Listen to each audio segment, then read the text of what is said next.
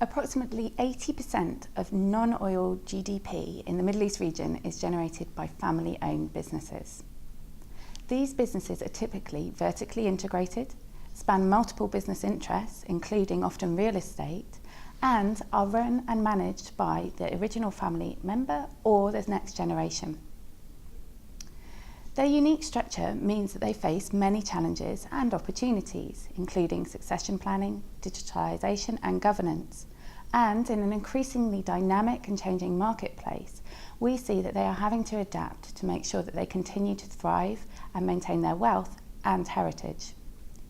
With the implementation of VAT across the GCC on the 1st of January 2018, family-owned businesses will face a new set of challenges.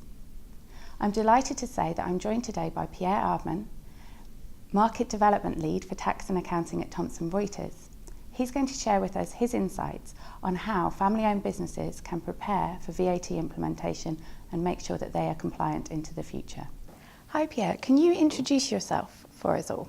Sure, so I'm the market lead of the Tax and Accounting Division at Thomson Reuters in MENA, based in Dubai.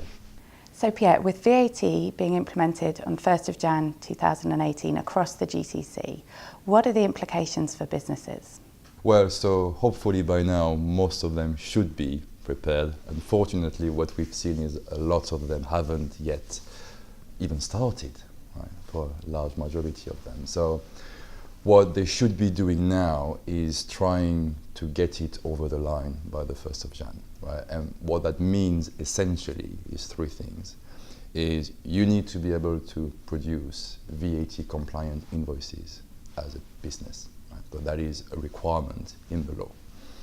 You have to be able to record VAT on every single transaction that you do as a business, whatever you buy and whatever you sell. That is in your system. And then at the end of the month or the quarter, depending on how big you are in the UAE, you have to somehow file a VAT return. Right? Now, if you are late in your preparation, then you have to try to prioritize what you need to do to be compliant by the 1st of Jan.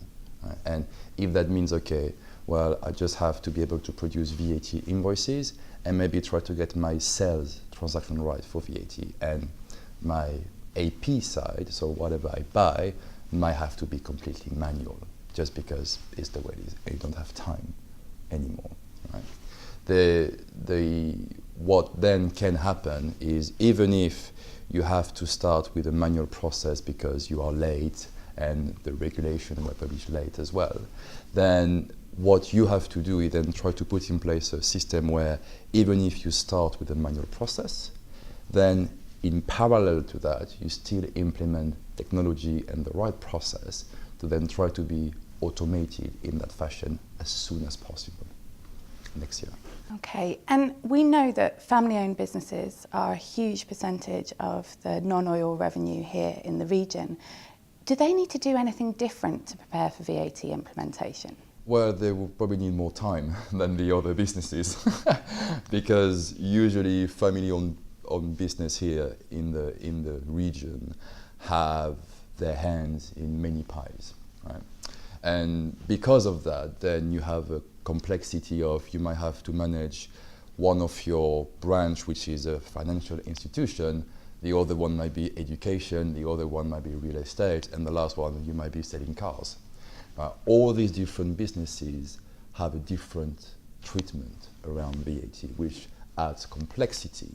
Now, on top of that, usually the same family-owned business would have multiple systems, because each of these separate businesses under that big holding company would have different systems, and sometimes, usually, they don't even talk really to each other, which means that then when you're trying to get your whole group VAT compliant, the project effort might be multiplied by 2, 3, 4, 5, 6 times. So as a family-owned business, the complexity and the amount of work you have to put in to try to coordinate everything is a lot. The other thing that obviously people have to think about is it worth me trying to be in a VAT group? Right? Because of course that would be it's usually a big advantage for businesses which have multiple entities. The problem with that is, first of all, you have to register as a group for VAT first, right? And you have to make sure that you can do it, you're allowed to do it, and that you have to do it on time. What also people should realize is when you are in a VAT group, which is fantastic, right? Because you only have to do one VAT return for the entire group, and then any intra-company or intra-group transaction is disregarded for VAT purposes. So, brilliant, right? But what it also means is, as a group, you are jointly liable for any debt, right? Which might not be that great. And the other point of that is then you have to be able to identify, if you are in a VAT group, what transaction you do within that group and outside the group, because the VAT treatment is completely different by then. And again, it all comes back to what level of detail you have in your system. Can you really identify each of these transactions? So there is a lot for them to think about and to make sure that they have the right level of detail to then be able to be VAT compliant. Do we know at the moment, so if you mentioned that someone needs to register as a group, can they change their mind? So can they register as one thing and then there's the opportunity at a later point, for example, to say, right, we register as individual entities, but now actually want to come in as a group? Or is that still to be determined? So I think there is still a process that needs to be in place. The recommendation would be, if you think that you can register as a group and there is clear benefits of it for you, and that your tax advisor agreed to that, then you should try to do it straight away. Because the formality of then having to register each of these entities under a new VAT group, etc., is just more admin. More complexity. Right. Okay, so as much as possible they need to be clear from the outset. Yes, and that's why doing your homework is very important. And in terms of, if you were to describe what good looks like for a family organisation, what would you say that would be? Well, so that would mean someone who has actually started to look at how VAT will impact them, probably about 12 months ago, right? So actually that exercise, and I've seen some of them, I've actually started doing that VAT impact assessment back in Q4 2016, right? Which means that they have done their whole analysis. They've looked at the entire group, transaction by transaction, how they're going to be impacted, how they're going to structure that new kind of VAT control and VAT compliance process that they have to put in place. They've also hired people already, right, and they've been onboarded, etc. And right now, what they would be doing would be just a final tweaking in terms of kind of testing, right, in their system, and see, how the whole process now works. Right? And right now, they would literally be at a tweaking phase. Right? Okay, this is working, this is not working. Okay, this data set is not really right, etc. Right? Rather than having to start from scratch. So there is some good practice out there. So you've seen some family-owned businesses that are ready, or at least prepared. Right. We did the joint research report that looked at how prepared generally businesses in the GCC are for VAT, and there were some quite concerning results at that point. Did anything in particular come out for family-owned businesses? Do we think they're any better or any worse prepared than other sectors? I think it really depends. So usually here, what has happened in the past 12 months is certain industries have been less prepared than others. Okay.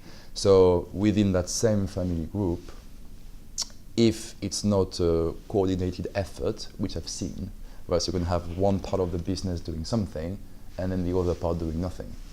Right? So which is like, then how are you going to be VAT compliant still?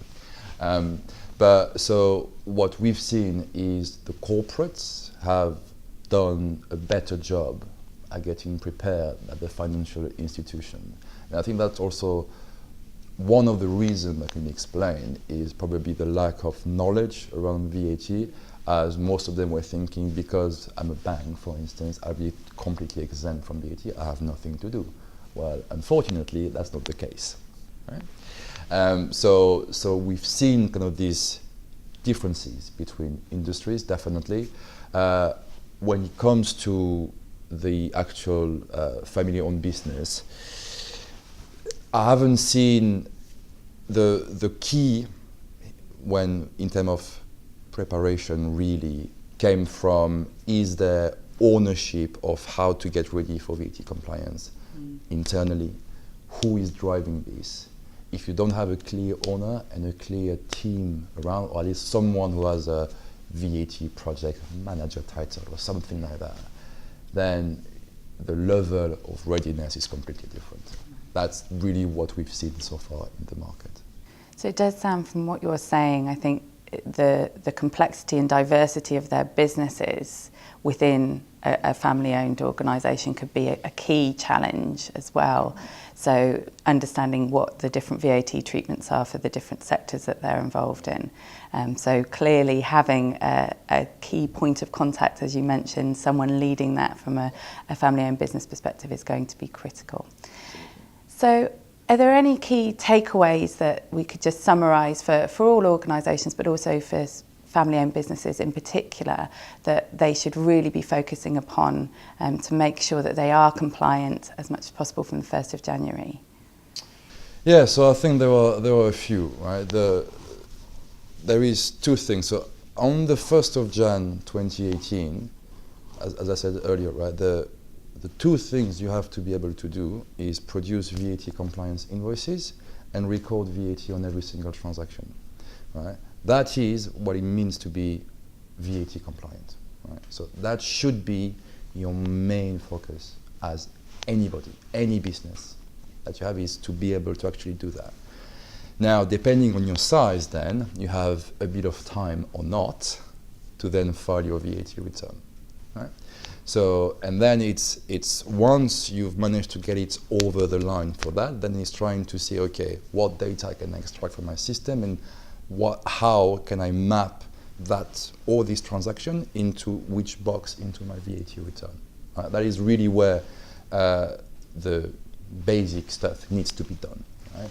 Now, what people should also realize is they'll never be 100% ready by the 1st of Jan. It's impossible, right? Because there is not enough time to get ready. So what they should understand is this is an improvement process. So your journey as a company to get ready for VAT doesn't stop at the 1st of Jan.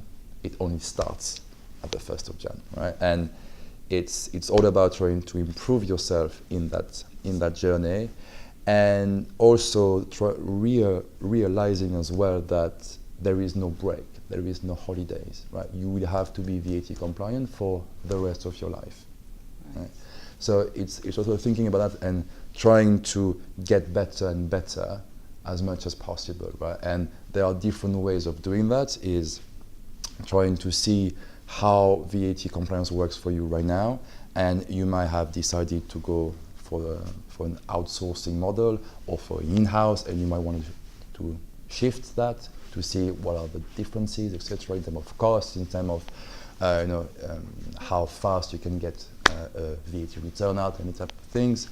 And you, at the same time, if you have a fairly manual process, then you might want to think about, if I introduce a specific piece of technology here or here, would that help me or not? Is there value for me to do that? And if I do, then what is the difference between my investment that I have to do and the return I'm going to get in terms of effort, time being more accurate, so on and so forth. So I think it's the main point really for anybody is to get it over the line, because it's the law, right? You have to do it, and fines have been clearly defined, right, by the government.